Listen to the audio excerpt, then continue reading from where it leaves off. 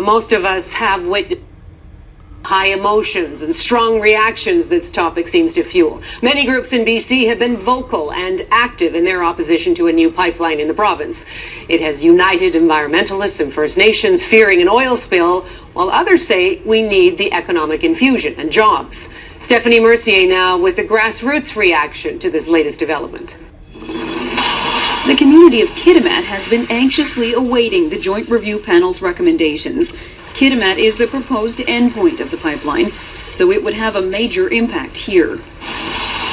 In a statement today, the mayor and council say they are taking a neutral stance on the project. They plan to survey Kitimat residents to get their opinions in the new year. So that's our next step. How we're going to do that, we will decide after Christmas. Our next meeting will be on the 6th of January. And we will be certainly talking about it then. The news isn't sitting well with environmental groups and First Nations who have staged countless protests against pipelines. It's such a profoundly disappointing decision. Having expected it is still, nonetheless, it's still a slap in the face, I think, to folks who really care about their plight. If this project isn't rejected by the NEB, I don't know what would be, frankly. Business leaders, on the other hand, are pleased. The Canadian Steel Producers Association has sent out a release welcoming the recommendation, as has the Chamber of Shipping of British Columbia and the Pipeline Contractors Association of Canada. Strategically, it's an amazing opportunity for British Columbia and for Western Canada. But the pipeline isn't in the ground yet, and those opposed are vowing to keep it that way.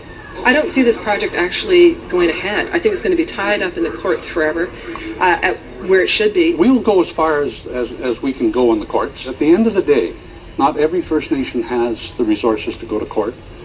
And there are going to be people who are going to get out there and literally stop the bulldozers and stop the construction. I'm prepared to be civilly obedient to the Coastal First Nations Declaration and to the declaration of the tribes along the Fraser River who both ban tankers and the pipeline.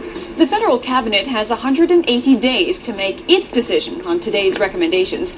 After that, we'll just have to wait and see what happens in the courts and on the protest lines. Stephanie Mercier, CBC News, Vancouver.